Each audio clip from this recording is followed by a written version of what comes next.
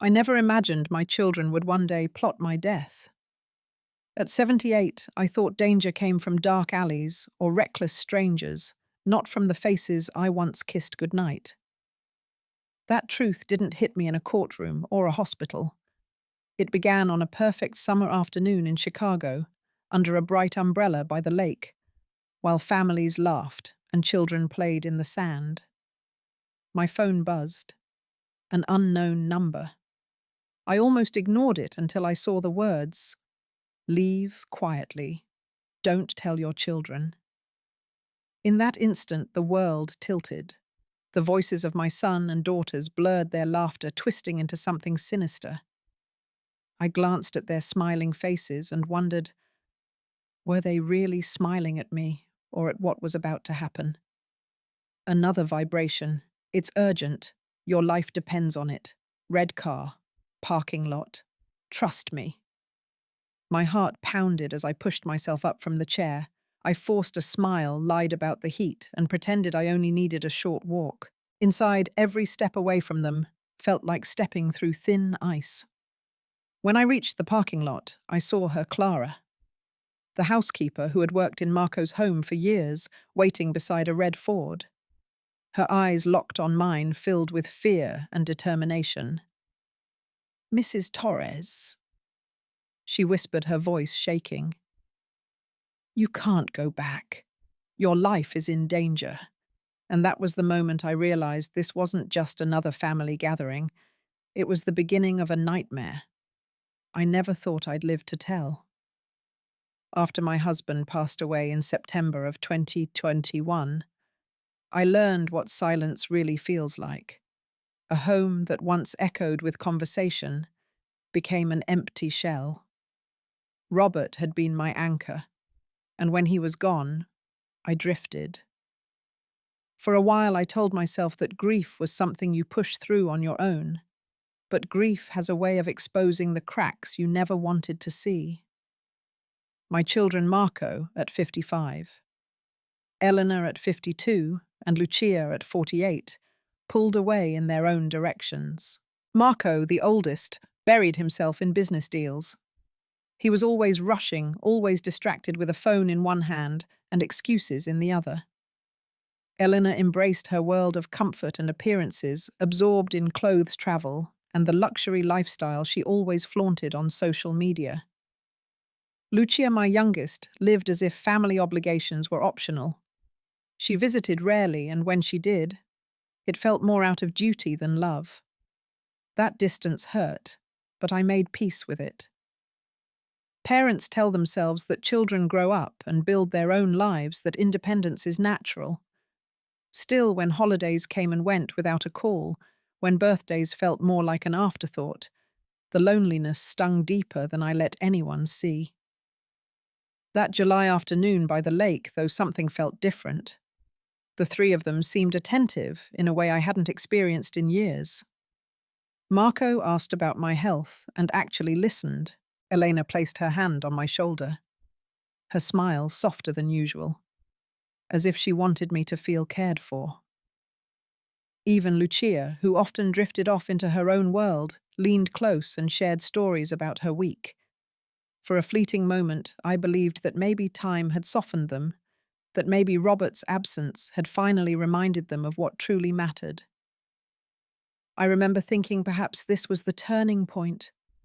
Perhaps the grief we had all carried separately was now bringing us back together. I let myself enjoy it. I allowed myself to believe in the warmth of that afternoon. But looking back, I realized that what I saw as love was something else entirely. Their attentiveness wasn't born of longing for family, it was calculation. Their smiles were too perfect. Their concern rehearsed their eyes darting in ways that didn't make sense until later. When people talk about betrayal, they often imagine a sudden stab in the back, something sharp and obvious. In reality, betrayal often begins with tenderness. It comes wrapped in comfort disguised as love, until the mask slips and you see what was underneath all along. That day, as the waves lapped quietly against the shore, I didn't yet know that my children had already crossed a line. I didn't know they had debts so deep they couldn't climb out. I didn't know they had already set their eyes on the only solution they could imagine me.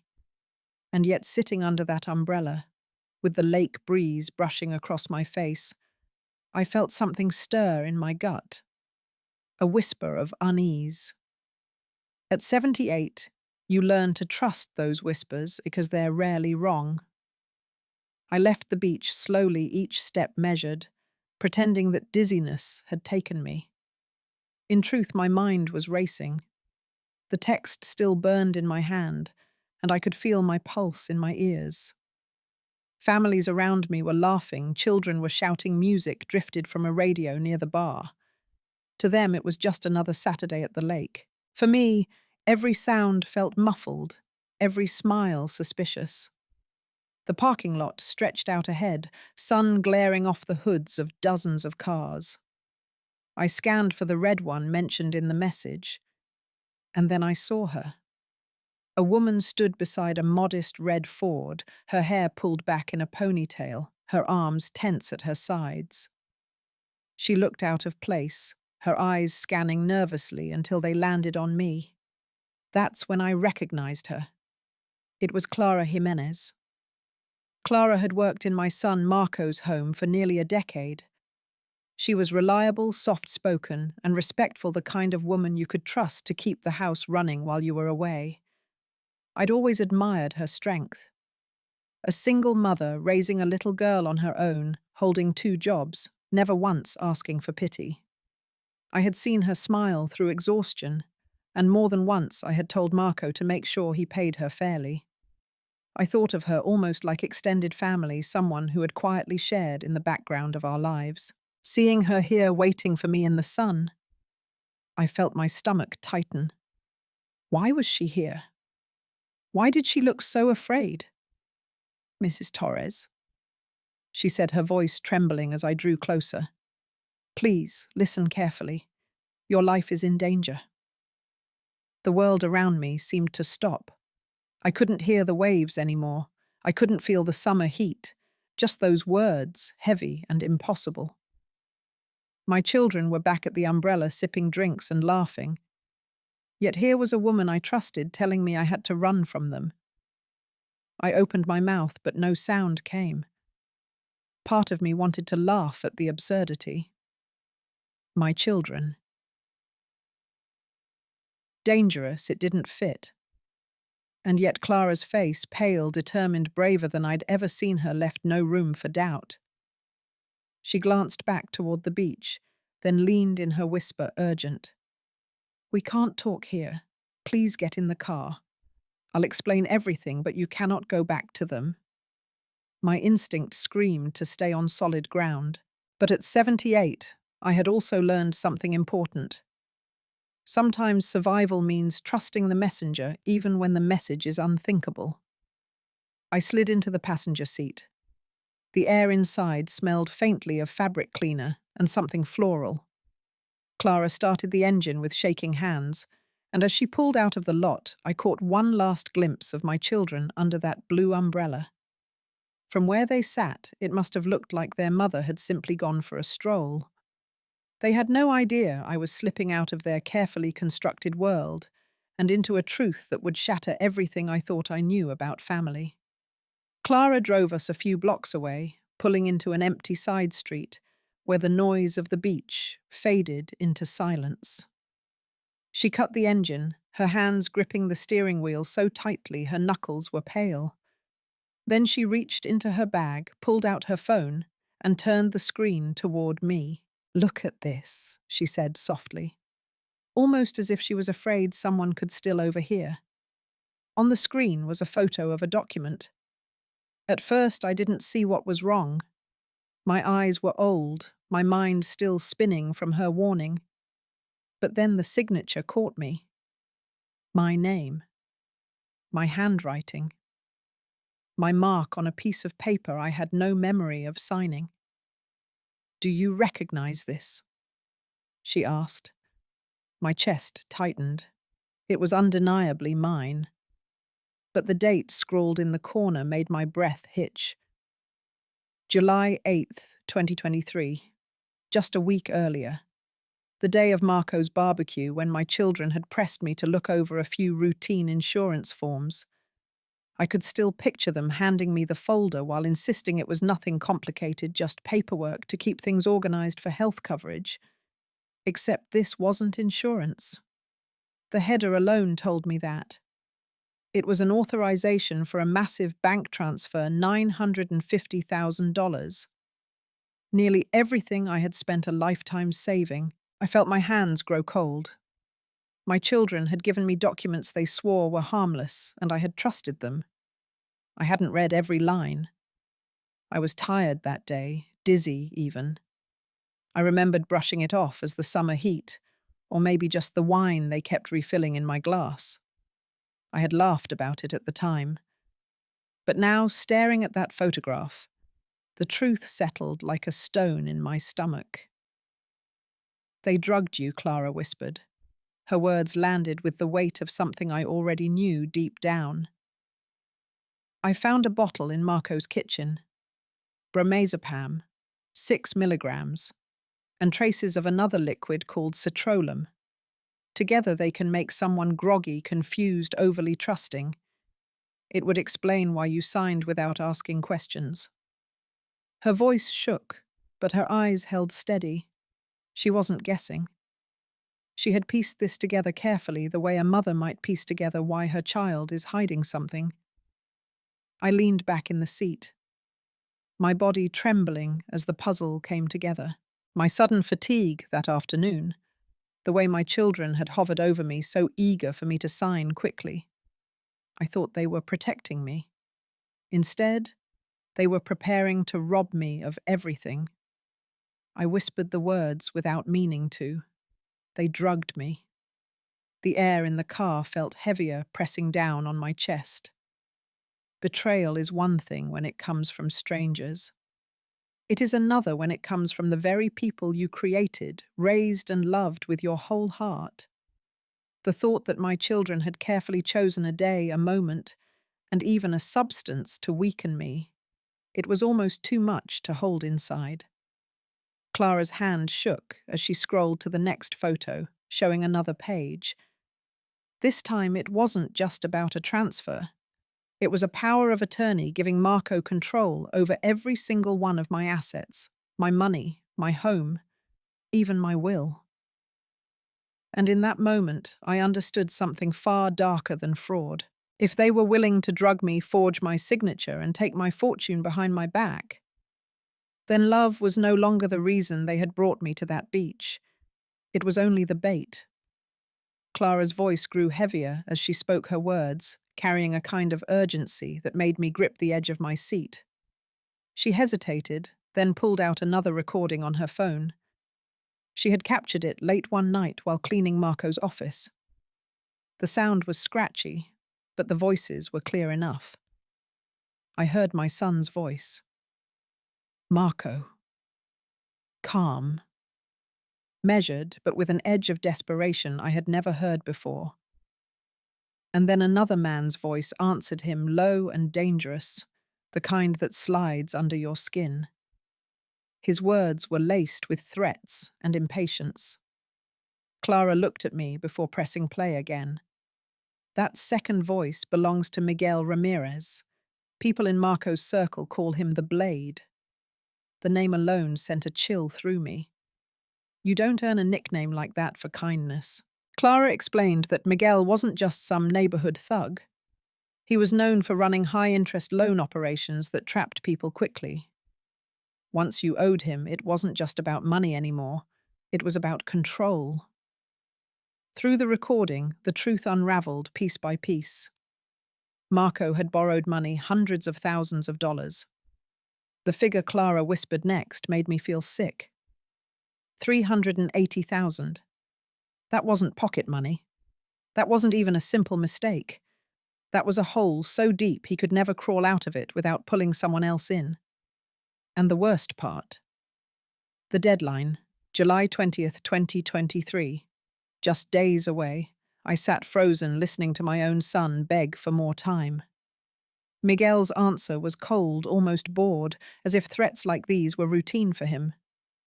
He reminded Marco what happened to people who failed him, how fast he could collect, and how little the police could do once things were set in motion. That was the moment Clara leaned closer, her voice breaking. They need your money to pay him back. That's why they drugged you. That's why they staged those papers. If you refuse, if you fight them. Isabel. I'm afraid they'll go even further. I felt like the air had been knocked out of me. It wasn't just greed anymore. It was survival for them. My children had walked into a deal with a man like Miguel, and now they saw me as the only exit strategy. I was no longer their mother. I was their lifeline. I tried to rationalize it in my head, searching for excuses. Maybe Marco had planned to tell me and just didn't know how. Maybe Elena and Lucia didn't know the full picture. But Clara's eyes told me the truth. She had overheard enough, seen enough. They weren't planning to confess. They were planning to corner me. And I kept thinking about that number, $380,000. It was almost clinical the way my children had attached a price tag to me. Not my memories, not my sacrifices, not the nights spent awake caring for them when they were sick. No. In their minds, I was worth exactly that debt, plus interest. For a moment, anger burned hotter than fear. How many times had I bailed them out of smaller troubles? Marco's bad investments, Elena's shopping debts, even Lucia's unpaid bills when she was younger.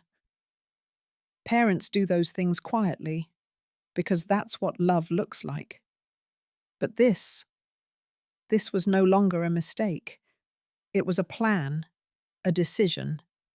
And as the reality sank in, one truth became impossible to deny. If I didn't protect myself now, they wouldn't stop. The debt was their excuse. My life was their solution. Clara's hands trembled slightly as she scrolled to another note on her phone. Her eyes darted toward me as if she wasn't sure whether to say what came next. She had overheard another late-night conversation, this time between Eleanor and someone on the phone.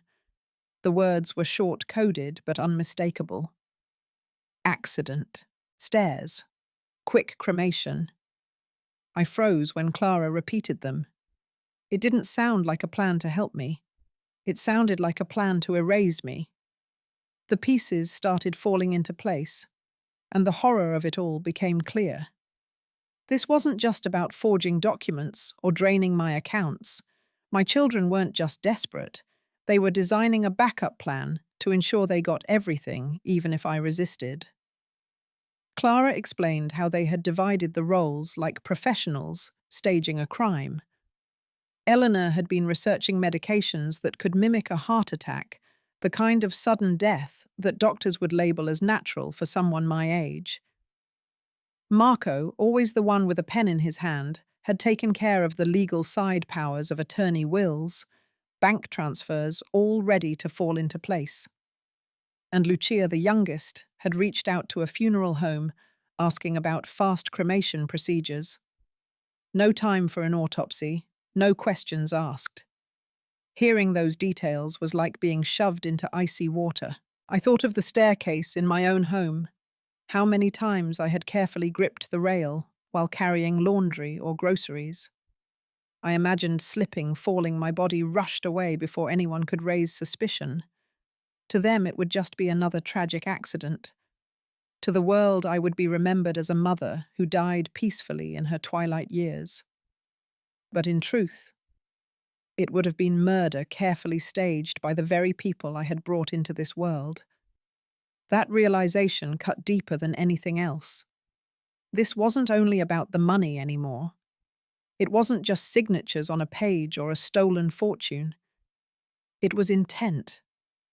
Cold, deliberate, premeditated intent. My children weren't just willing to betray me. They were willing to end me. I thought back to all the sacrifices, the nights I went without sleep. When they were babies, the meals I skipped to make sure they ate, the endless encouragement I gave them as adults when life got hard. And now those same children were plotting how to make my death look ordinary. It's one thing to imagine your children making poor choices. It's another to discover they are preparing to eliminate you with precision, like you're a problem to be solved. Clara's voice shook as she finished. Isabel, this isn't about money anymore. They're planning to silence you. Permanently. Her words settled like a stone in my chest.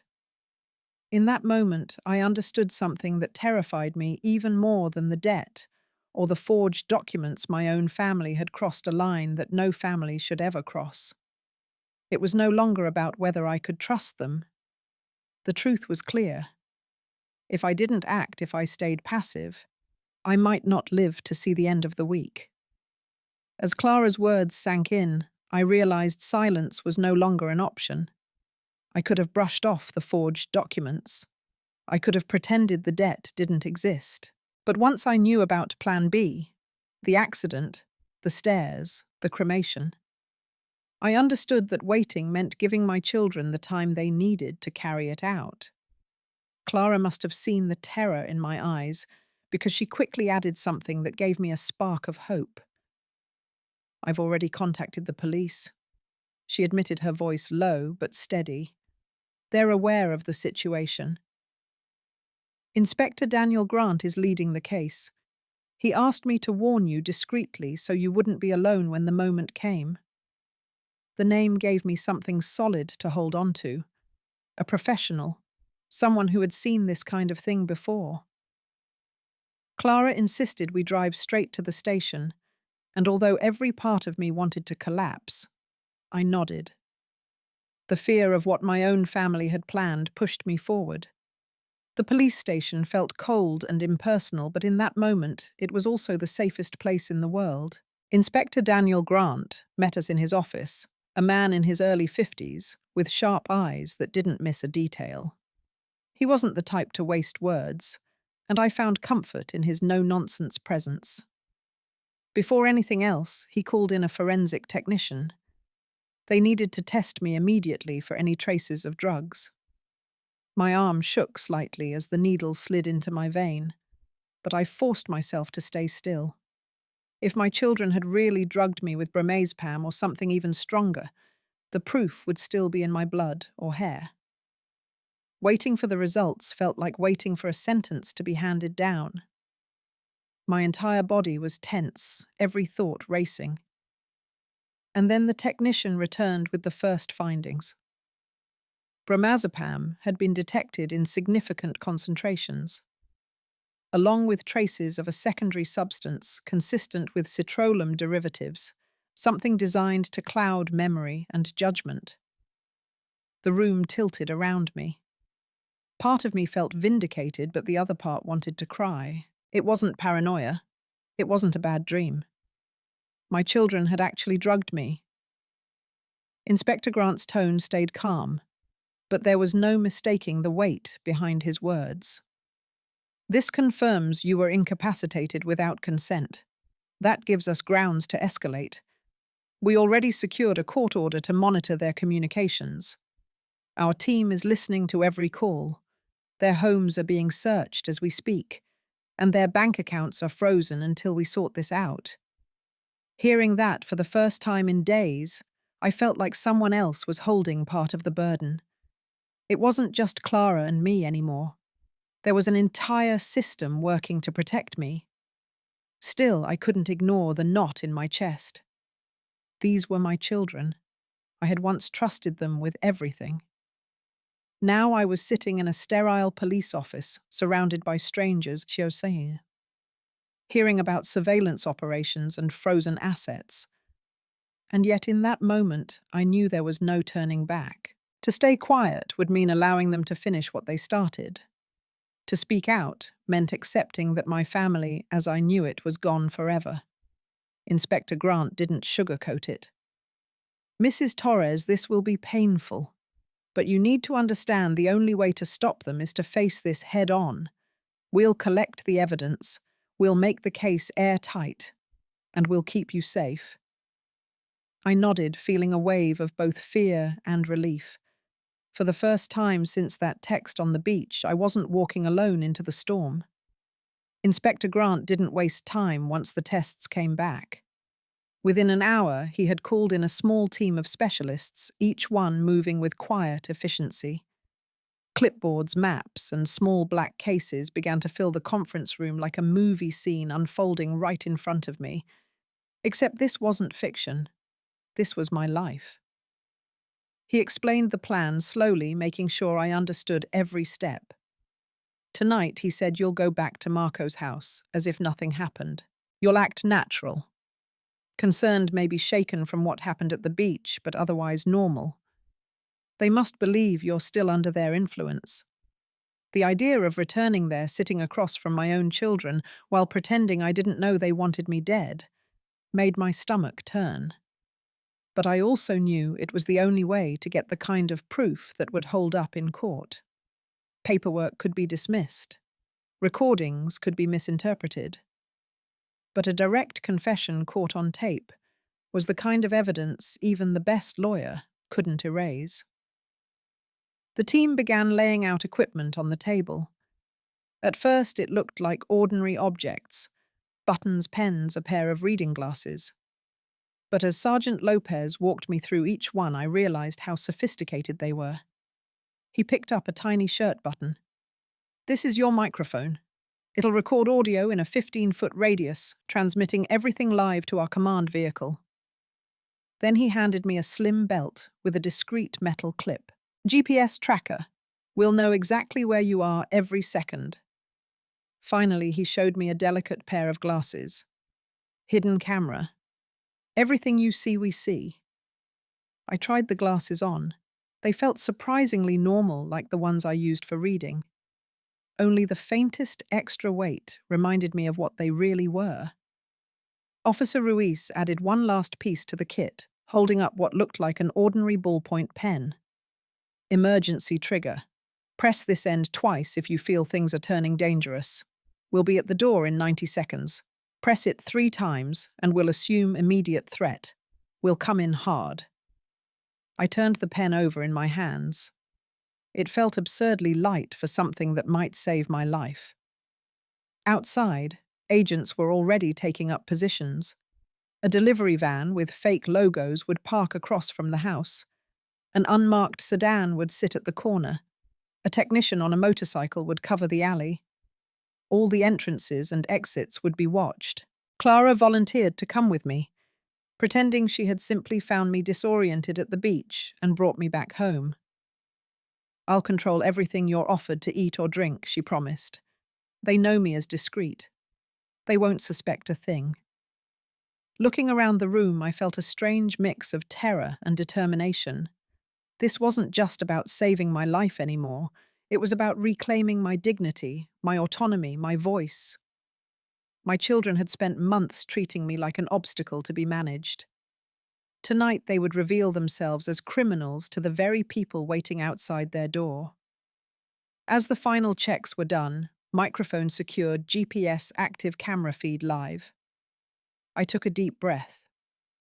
I remembered Robert, my late husband, and the values we had built our family on. Honesty, courage, protection of the innocent. For the first time since his death, I felt I was truly living those values, even though it meant walking straight into danger.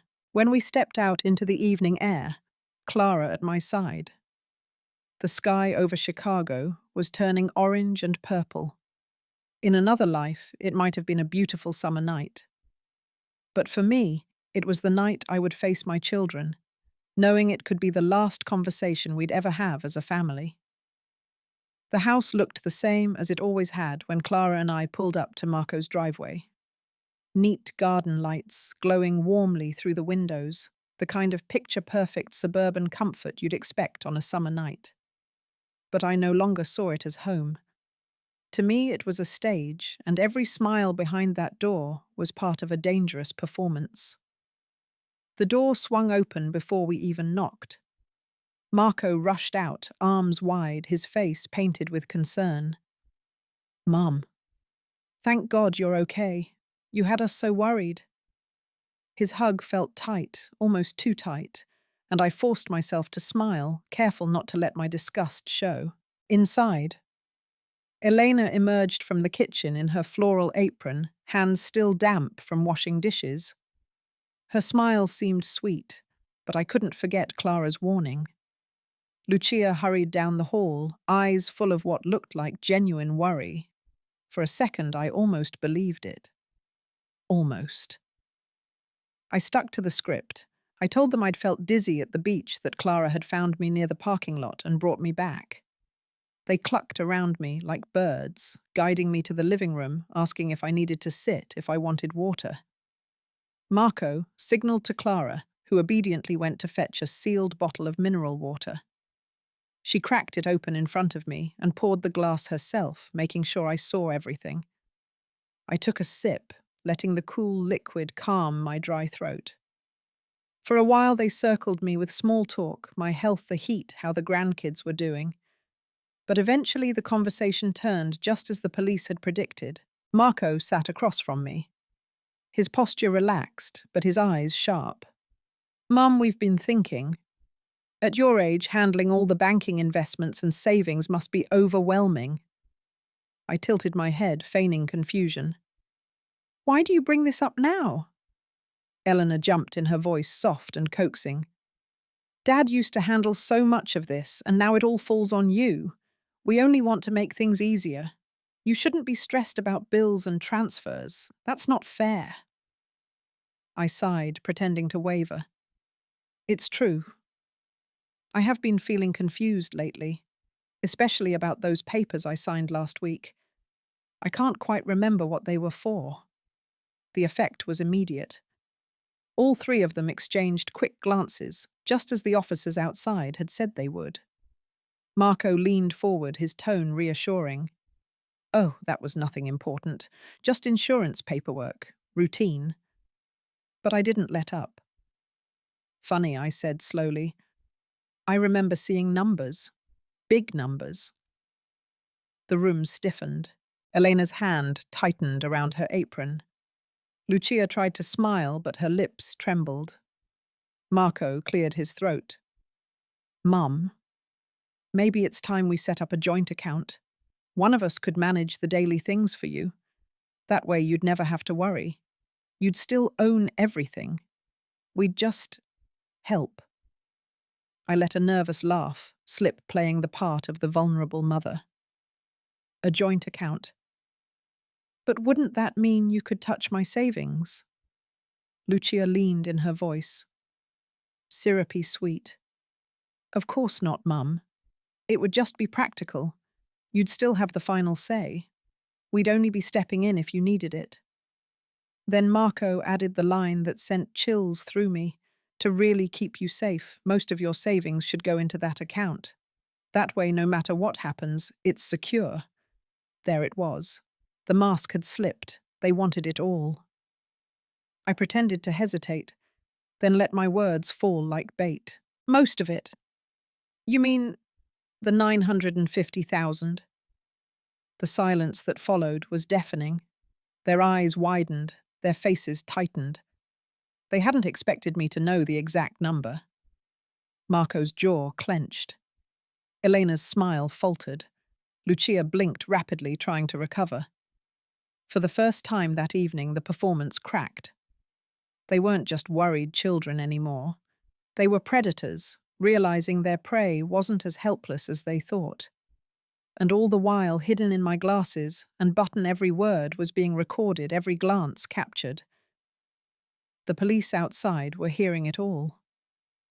I took another sip of mineral water, steadying my voice as my children tried to hide the fact that they had just revealed their hand.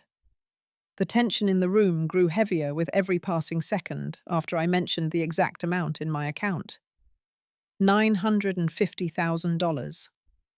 My children looked at one another silent, as if waiting for someone else to step forward. For the first time, I saw not worry on their faces, but panic. Marco broke first. He leaned forward, rubbing his hands together, his voice low. "Mum, we need to be honest with you. Things have gotten bad." I tilted my head, feigning concern. "Bad. What kind of things?" Elena's eyes filled with tears. that came too quickly to be real. Debts. Mum. Big debts. We thought we could handle them, but the money it kept piling up. How much I pressed gently, though my heart was hammering in my chest. No one spoke at first. Then almost reluctantly, Marco muttered, "Hundreds of thousand, 380, I asked, watching their faces closely. The reaction was instant. Elena gasped. Lucia's hand flew to her mouth. Marco went pale, his eyes flashing with disbelief. "How do you know that number?" he demanded. I pretended to stumble through an explanation. "Because I saw transactions I don't remember approving. That number showed up. And now I understand why." Eleanor's voice cracked. "Mom, it isn't what you think. We borrowed from someone dangerous. A man named Miguel Ramirez. People call him the Blade." The name hung in the air like smoke. They said it quietly, as if speaking it too loudly might summon him. Marco added his tone, almost pleading. "He gave us until July 20th. That's just days away. If we don't pay, he'll come after us. After all of us." I let my hands tremble on purpose. "So your solution was to use me?" Elena's tears spilled over. "We didn't want to, but Miguel kept pressing. He told us to consider all options." I swallowed hard. All options.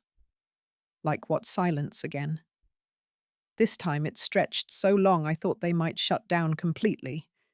But then Lucia, her voice barely audible, whispered, "An accident. Something natural. A fall. Maybe your heart." The words cut through me like ice. My own daughter saying out loud that my death was a contingency plan. Marco tried to soften it, but his words were worse. "At your age, Mum, no one would question it. If it looked natural, we'd inherit quickly. We could pay Miguel. Everyone would think you passed peacefully." Eleanor nodded, sobbing. "We were going to invite you to dinner. Tomorrow night. We thought it would be quick. You wouldn't suffer." For a moment I could barely breathe. The very people I had carried in my arms as babies were now calmly explaining how they had scheduled my death over a meal. And yet I forced myself to stay still, to stay in character, because every word was being captured by the tiny camera in my glasses, every sentence recorded by the button at my chest. This wasn't imagination. This wasn't suspicion. It was confession. Proof. I looked at each of them one by one and let a long silence settle before speaking. "So this was your plan all along, to erase me, to make it look like nothing happened." Their tears and excuses filled the room, but none of them mattered. I wasn't just hearing betrayal. I was hearing the final confirmation that my children had become strangers, strangers willing to kill their own mother for money. And outside, in unmarked vans and disguised cars, the police heard it too. For a while, everything was unfolding the way the police had hoped. My children were talking, revealing more than they realized, and the hidden devices on me were capturing it all. But then the mood shifted. It started small, with Elena glancing toward the window. She pushed the curtain aside, just enough to peek out her brow tightening. "Mum," she said carefully, "there are cars on our street that I've never seen before. A van, a sedan parked too long. Doesn't that seem odd to you?" My stomach clenched. I forced a shaky laugh, trying to pass it off. "Honey, not every car is suspicious. Maybe a delivery or neighbors having guests." But her eyes lingered too long on the street. And then Marco stood pacing slowly across the living room. He looked restless, his eyes darting from me to the window, then back again. He reached down suddenly, placing a hand on my shoulder as if to comfort me. His palm brushed over the small button sewn onto my blouse, the one that wasn't really a button at all. He froze. His fingers pressed again. A spark of recognition flashed across his face. "What's this?" he demanded, his voice sharp. Before I could answer, Elena leaned closer, staring at my glasses. She narrowed her eyes, her expression hardening. "These aren't your usual reading glasses, Mum. They're heavier, different. Are you recording us?" The room, already heavy, turned, suffocating. Lucia's eyes went wide, darting between her brother and sister. For the first time that night, her worry wasn't about debt or Miguel the Blade. It was about being caught. Marco's voice rose, filled with fury. "You brought the police here, didn't you? You set us up." Eleanor's tone sharpened to a hiss. "And she's wearing a camera. Look right here. Don't you see it?" In that instant, the warmth drained from their faces. Concern vanished, replaced by raw anger. The masks they had worn all evening were gone. What I saw instead were three desperate people cornered, realizing their secret wasn't secret anymore. Every instinct told me violence was about to erupt. Marco's hands curled into fists. Elena's breathing turned fast and shallow like a cornered animal.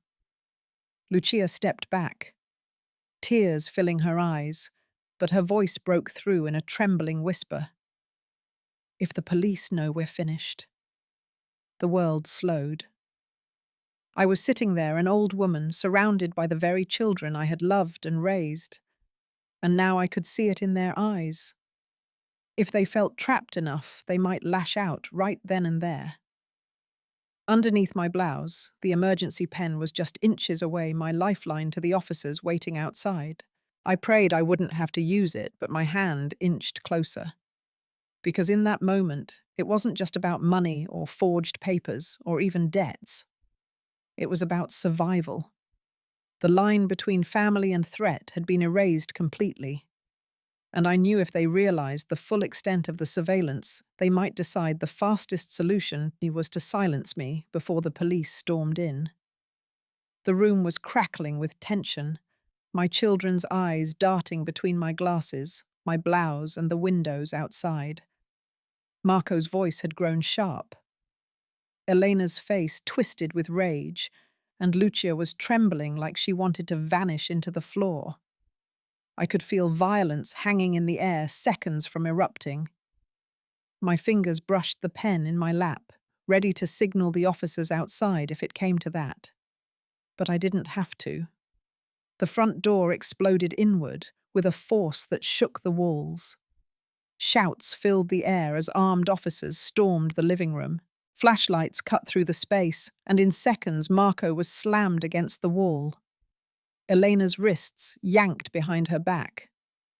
Lucia crying out as the cold steel of handcuffs snapped shut around them. Chicago police. Nobody move. The sound echoed through the house like thunder. For a moment I sat frozen, watching the children I had once carried in my arms, now bent over, restrained their protests, drowned out by the clatter of boots and the commands of officers. Marco cursed. Eleanor wailed. Lucia sobbed that she didn't mean it. None of it mattered now. The evidence had spoken louder than their excuses ever could. Then Inspector Daniel Grant entered, calm and steady as ever, surveying the chaos with practiced eyes. He came to my side, lowering his voice so only I could hear. "It's over. They're in custody. And you should know. We've already picked up Miguel Ramirez. The Blade won't be threatening anyone again." I let out a breath I hadn't realized I was holding. The name Miguel had loomed like a shadow over this nightmare, and hearing that he was caught too felt like a chain snapping loose from my chest. Still, the victory was bittersweet. I looked at my children, their faces twisted with anger, fear, and humiliation. The same children I had sung lullabies to, the ones whose scraped knees I had kissed, the ones who once clung to me when they had nightmares. Now they stood in chains, not because of strangers, not because of bad luck, but because they had chosen greed over blood. money over love. As the officers pulled them toward the door, I found my voice quiet but steady. You chose money over your mother. The words hung in the air heavier than any police order. For a second, even the officers seemed to pause the sentence, cutting deeper than the click of any handcuff. My children turned their eyes away, unable to look at me, and that silence said more than any plea or denial ever could. Watching them led away, I felt no triumph, only a sorrow I wouldn't wish on any parent. Yet I also felt clarity. Love is a gift you give, not a guarantee of loyalty in return. And sometimes the hardest act of love for yourself is knowing when to stop forgiving those who are willing to harm you. Courtrooms have a way of stripping people down, no matter how powerful they once felt. No matter how confident their lies when they stand before a judge surrounded by evidence and witnesses, the truth has a way of speaking louder. That's what I saw when my 3 children were brought into the Cook County Courthouse in December of 2023. Faces pale, wrists, shackled eyes darting anywhere but toward me. The charges were clear and unforgiving: attempted murder, financial exploitation, and the unlawful use of controlled substances. Words heavy enough to make strangers gasp. But for me, they carried the weight of a lifetime of betrayal. It wasn't just legal jargon. It was the language of everything they had chosen to do to me. The prosecution laid out the case piece by piece. First came the forensic reports, blood and hair tests, showing bromazepam and citrolum in my system. Science doesn't bend to excuses. Then the forged documents appeared on the screen, my signature scrawled across authorizations I never agreed to, transferring nearly every cent I had. But the most powerful evidence wasn't paperwork or lab results. It was sound. The court grew silent when the recordings from my hidden microphone were played. Everyone in that room heard Marco's voice discussing Miguel's deadline, Eleanor describing medications to fake a heart attack, Lucia whispering about quick cremation. They weren't theories anymore. They were confessions, captured in their own words. I watched the jury as those tapes played. Faces tightened. Some shook their heads. A few even glanced at me with the kind of sorrow you reserve for someone caught in an unthinkable situation. And I realized this wasn't just my story anymore. It was a warning, a reminder that evil can wear the face of family. When the defense tried to spin it, claiming stress confusion or even manipulation by Miguel, the judge cut through it with one statement: desperation does not excuse premeditation. And he was right. Everyone has hard times. But not everyone turns to drugging and plotting against their own mother. The sentencing came on a grey winter afternoon. I sat in the gallery, my hands folded tightly in my lap as the judge read out the decision. 15 years in prison, each. The gavel struck like a final heartbeat to a story that had stretched too far. I thought I might feel relief. Instead, I felt hollow. Justice had been served, yes. The law had spoken clearly. But nothing could give me back the family I thought I had. Nothing could erase the sound of my children's voices planning my death. Still, I knew this. The recordings, the documents, the forensic evidence, they had saved me. They had given me back my life when love alone could not. And as I left that courtroom, I promised myself something. My story would not just end with sorrow. It would become a lesson. A light for anyone who might someday find themselves trapped in a nightmare they never thought possible. When the trial ended and the courtroom doors finally closed behind me, I thought the hardest part was over. But in truth, the silence afterward was just as heavy.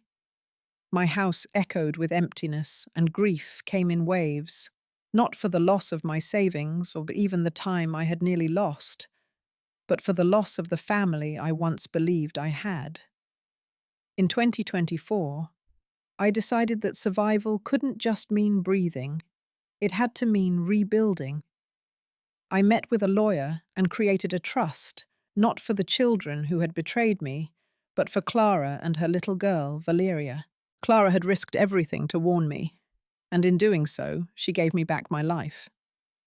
It felt only right to invest in theirs, to give Valeria the kind of security every child deserves. But I knew my story was bigger than one family tragedy. Too many older adults suffer in silence, manipulated or abused by the very people meant to protect them. So I took another step. I founded the Rose Centre, a community space dedicated to helping seniors recognize red flags, find resources, and protect themselves from financial and emotional abuse. We offered support groups, legal guidance, even workshops where people could share their stories without shame. Every time someone walked through those doors and realized they weren't alone, I felt a piece of my own heart stitching back together. As for my children, I made a decision that surprised even me. I forgave them in my heart. Forgiveness doesn't mean erasing what they did. It doesn't mean letting them back into my life. It means releasing the weight so it doesn't poison what's left of my days. I carry no desire for reconciliation, but I also carry no hate. People often ask me how I can move forward after something like this. My answer is simple. Family is not just blood. Family is the people who choose to love you, protect you, and stand with you when no one else will. For me, that became Clara Valeria and the community we've built together. I don't dwell on what I lost. Instead, I look at what I gained: a second chance, a chosen family, and a mission to make sure others don't fall into the same traps I did. Pain may have started this chapter, but purpose is how I intend to finish it. If there's one thing my story has taught me, it's that danger doesn't always come wearing a mask. Sometimes it comes smiling, holding your hand, telling you it loves you. That's why recognizing the signs matters. Looking back, I now see the red flags that seemed small at the time but spoke volumes. My children's sudden, unusual concern for my health. The way they pushed me to sign papers I didn't fully understand, brushing off my questions with soothing words. Even the subtle pressure to drink more wine that day, the way they hovered as if waiting for me to slip. All of it was a pattern I didn't want to believe. And here's the truth: if someone is unusually eager to handle your finances, if documents appear vague or rushed, or if you start to feel foggy after eating or drinking something you didn't prepare yourself, take it seriously. Those aren't quirks. Those are warnings. The most important survival principle I learned is simple. Remove yourself from the situation the moment something feels off. Don't explain. Don't justify, just get out. Then protect the evidence. Keep the messages, save the documents, note the dates. And don't try to fight it alone. Involve the police. Involve people who can see clearly when emotions cloud your vision. It's easy to tell yourself that family would never cross certain lines. I told myself that for years. But the truth is, real family isn't defined by blood. Real family is shown in love that protects, not love that manipulates. It's shown in actions that safeguard you, not in schemes that endanger you. Today, when I speak to other seniors, I tell them, don't ignore your instincts. Don't excuse away the little things that make your stomach tighten. Your intuition is often your first defense. And remember, asking for help is not weakness, it's wisdom. I didn't choose what my children did, but I did choose to fight to survive and to build a life with people who truly care. That's what family means to me now. Not just blood, but loyalty. Not just words, but actions. If my story saves even one person from overlooking the warning signs, then the pain was not in vain.